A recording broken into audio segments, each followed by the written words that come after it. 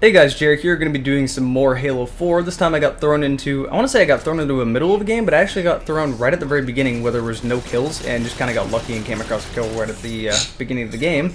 Got the first strike out of that. Don't know how that worked, but I'm not really complaining. Why is it that when they're jetpacking, they automatically start spiraling when they die? I don't know. That's something I've always noticed about Halo. All the way back from Halo 1, when people die, they're not dead. They like flail around and have all these really odd animations where it's like, what? I killed you. Why are you able to move like that? And fuck you with that bullet shot, that ain't gonna work. I hate that fucking thing. Like, they nerfed it and made it have a lot less range. I still fucking hate it, because people can still one-hit kill you, and it's bullshit, and I don't know what the fuck this guy was doing. Nope, I don't want to fight you. I'm pretty sure I still died, but whatever I got the kill I was going for, so I guess that works. So yeah, continuing on with the questions. I'm going to actually continue on with the question that I got asked the last video. What games are you looking forward to? Because there was a few other games I wanted to talk about. Payday 2. I'm actually really looking forward to it. You didn't really... the stickies. Yeah, so that hallway becomes the grenade hallway. I usually try to avoid it. Yeah, Payday 2. I really want Payday 2 to come out. I really like Payday 1. I plan on pre-ordering Payday 2 because it basically looks like... I'm not going to say it looks like the same game, but it looks like a more refined version of Payday 1. New maps, new heists, new everything. Basically what you would expect. The only disappointing thing I have out of it is just that there is some of the same weapons. I was expecting them to bring back, not bring back any of the weapons, but just have entirely new weapons.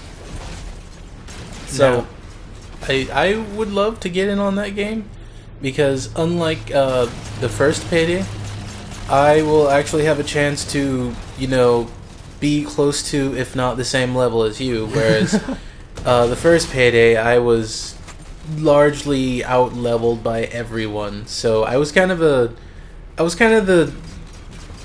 foot dragging with the entire team because I had nothing. I didn't contribute a whole lot. I shot people. I shot a few people. I couldn't shoot people as well as other people, but I shot people. Yeah. Basically. Yeah, the leveling does play a pretty big part of Payday. And they actually have a system where it's like certain amount of people, like you can set a level restriction for people that join your game for randoms. So, yeah, when it plays that big of a deal, I can't see them not addressing it. So, I'm not really going to complain about it. I'm not going to say there was a ton of grinding in Payday 1, but the leveling definitely wasn't incredibly quick. I do think it was that sort of sweet spot between not being too fast. Yeah, and someone just lighting me up with a few rod. But yeah, it was definitely that sweet spot between leveling slowly and leveling fairly quickly. It was reasonable with what you were doing. But considering there was limited heists, it did sort of feel a little bit repetitive. The DLC helped this, but I ended up playing the same 2 to 3 heists over and over again.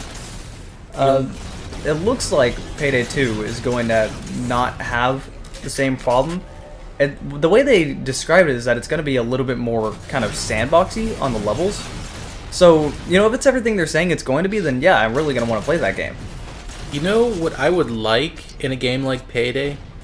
Like, dynamic missions. Like a mission that will change in the middle of a mission. I want to say something like how with Warframe, if you're in the middle of a mission and suddenly she's like, yeah, that objective that you were doing, forget that, kill everybody. I would like something like that. As far as I see, they're already adding something like that in Payday 2, and as far as I remember, yeah, no, that was already in Payday 1 to begin with. Was it? Yeah, they had, to a lesser extent, it would be something like, you need to go to the extraction point here, and then it would be like, nope, sorry, you gotta go over here instead. There was some random things, like certain doors would be closed that were pretty important, like you couldn't reach the catwalk anymore, and just stuff like that. Yeah, it was there, but it definitely sounds like in Payday 2 it's going to play a bigger role and have a bigger part. So, yeah, it really does look like they're stepping up their game. I do really like the developer that's making Payday. They seem to really want to go all out in making a good game instead of going, we could add microtransactions and ways to level up faster, and you could buy your level ups, but we're not going to do that. We're going to try to make a good game. And, I mean, I don't want to say that microtransactions are a bad thing, because they're not. They are to an extent. They are depending on what you're... It's very situational. It depends on the game you're talking about. In a game like Warframe, where it's free to play and it plays a minimal part in the actual gameplay, and nothing wrong with that, to be honest. But something like Payday, where leveling is a core mechanic of the game, that would kind of break the game a lot. Yeah, it reminds me of this phrase that I've been coming across a lot. I haven't played any games like this myself. It's just games like that don't really appeal to me. But I've heard the phrase "pay to win" a lot, and I really don't like that. I mean, like I was saying, microtransactions aren't necessarily a bad thing, but when you can pay to be better than somebody because you've got, more ammo or stronger guns because you paid for it, then yeah, it becomes a problem. Yeah, that's the way free-to-play usually ends up, and that's why for a long time I had kind of a vendetta against free-to-play, and then games like Warframe started coming out where free-to-play wasn't really bad anymore.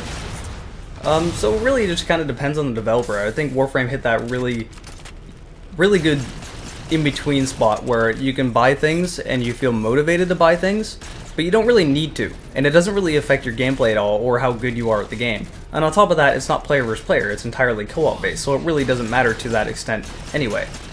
Also, I thought that guy was a hologram for a little while because he was just not moving, probably went AFK. I would have thought he was a hologram. Actually, I did think he was a hologram. I was like, what are you doing? The holograms in this game are actually kind of fucking tricky. I don't know if it's always been like this, but when you shoot them, they kind of have like a camo distortion. So it looks like someone's just camouflaging. And yeah, like that. Like that, yeah. I think it has always been like that. I don't remember it being like that. I remember shooting it and having it disappear instantly instead of staying there. So I think they might have changed it a little bit, but it fools me a lot more than it used to. But yeah, 21 kills, pretty decent game, nothing absolutely amazing. Enjoy it.